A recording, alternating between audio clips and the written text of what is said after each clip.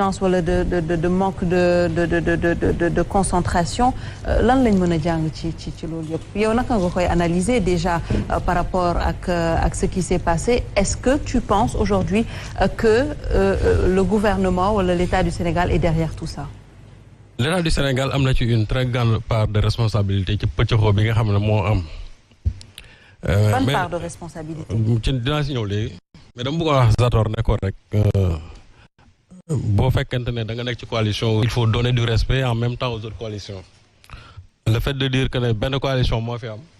je crois que loolu boo ko waxee aussi da ngay nax sa bopp xam nga ne il y a d'autres coalitions quand même qui sont en face de Benno Bokk Yaakaar. Tu es de l'opposition. Non, d'accord. Mais bàyyi-moi aussi. Non, tu es chroniqueur. Tu es chroniqueur. Non, tu dois rester au milieu. Tu es chroniqueur. Ouais, mais parce que tu es chroniqueur. Non, d'accord, mais da ngay bàyyi ba ma pare. Non, dama la bàyyi ba nga pare. Tu es chroniqueur, tu restes au milieu. Je n'accepterai pas que tu sois là à me répondre. Pas du tout. Parce que waxuma ak yow. Salut, allez-y. Tu as fini? J'ai pas fini. Boo commencé waatee ma commence. Il faut respecter, parce qu'on est dans un jeu démocratique, il faut respecter les acteurs du jeu démocratique. Loolu moom c'est clair. Et li may wax nii dans ton subconscient en réalité c'est ce que vous voulez c'est-à-dire vous voulez faire le match seul loolu may wax bi aussi et dans chaque élection gis nañ ne chaque fois que Macky Sall il choisit toujours ses adversaires mu nekk dernière élection bi nga xamante ne moom lañ def. J'aimerais bien que tu me dises yow ban parti nga bokk ban carte nga jël parce que finalement tu es opposant. Ah d'accord, je suis opposant. Je crois maintenant c'est clair. Oui, c'est très clair. Oui, tu es opposant, voilà. Merci, c'est clair. Voilà qui est clair. Maintenant, laisse-moi développer. Voilà. Donc, je disais que on a instauré le parrainage. Des candidats ont été éliminés. Moussa Ameloumwa, effectivement, on a activé la machine judiciaire. On a éliminé encore des candidats. Donc, je crois que Lolo, il faut avoir l'honnêteté aussi de le dire. Lolo, moi, fait élection yi nekk nii amul parrainage. Mais rigueur bi nga xamante ne moom la ñuy gis au niveau de certaines préfectures ça ne s'explique pas. Moi je crois que dans un jeu démocratique il faut plus de l'inclusion que de l'exclusion.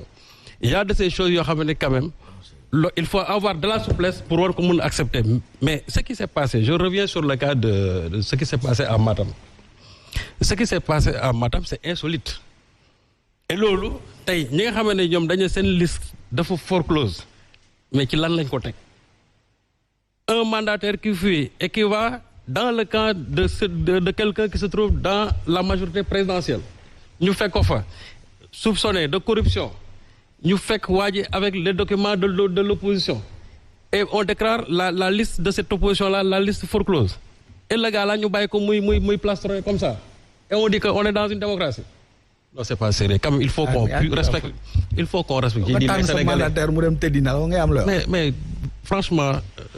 À qui la faute? Comment le mandataire qui prend les dossiers qui va ailleurs. La faute, la faute c'est Benno. Est-ce que mën nga noppi? Attends, s'il vous plaît. Peut-être. Voilà.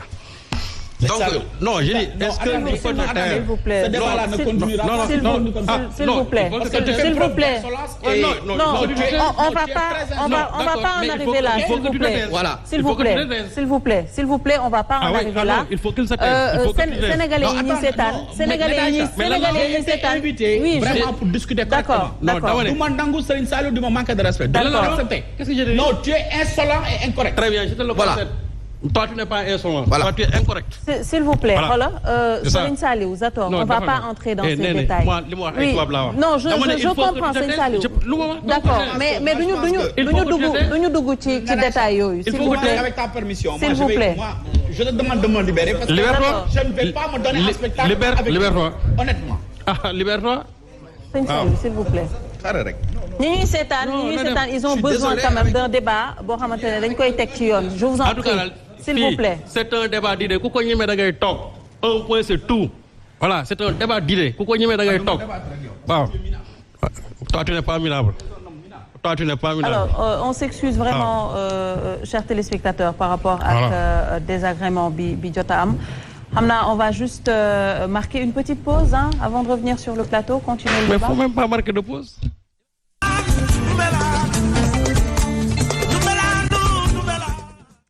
Alors de retour sur le plateau de Ndoumbelane xam naa lii mooy charme Ndoumbelane day tàng tuuti mais on finit toujours par se retrouver di continuer le débat di calmer un peu les ardeurs Cheikh di la jox rek nga jéem a indiwaat sëñ Saliou ak Zator non ñoom ñaar ñoom samay grand lañ mais du si ñaax parce que le charme de la démocratie c'est la contradiction et ñoom ñaar ñëpp pour dellu si waat nañ à de bons sentiments et c'est tout ce qu'on demande. Oui. Alors j'ai souri parce que dañu teg rek ñu bind Ndoumbelane ma ne nag politique Sénégal mooy Ndoumbelane parce que xam nga pour avoir une démocratie il faut des démocrates démocratie du luxe démocratie j'ai l'habitude de le dire c'est une affaire de gentleman.